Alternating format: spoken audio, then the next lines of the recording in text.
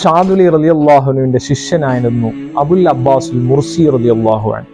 Abul അബ്ബാസുൽ Morsi റളിയല്ലാഹുവിന് ഖിദ്മത്ത് ചെയ്ത് നടന്നു ഇമാം ബൂസൂരി റളിയല്ലാഹു അൻഹു.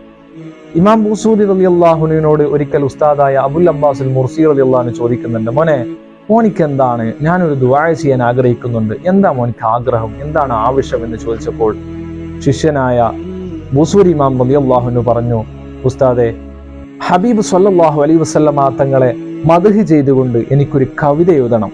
ആ കവിത ഖിയാമത്ത് നാൾ വരെ അതിനെ കവിച്ചു വെക്കുന്ന ഒരു കവിതയും ഉണ്ടാവാൻ പാടില്ല, ഒരാളും എഴുതാൻ പാടില്ല എന്നുള്ള അർത്ഥത്തിൽ പറഞ്ഞപ്പോൾ ഉസ്താദായ അബുൽ അബ്ബാസുൽ മുർസി റളിയല്ലാഹു അൻഹു അങ്ങോട്ട് ദുആ ചെയ്തു കൊടുത്തു.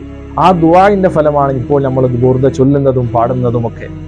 ഇന്ന് ലോകത്ത് ബുർദയെ കവിച്ചു വെക്കുന്ന ഒരു കവിതയും ഇല്ല എന്നതാണ് അതിന്റെ യാഥാർത്ഥ്യം. ആ ബുർദ പാടാനും ചൊല്ലാനും ഒക്കെ നമുക്ക് അല്ലാഹു തൗഫീഖ് നൽകട്ടെ.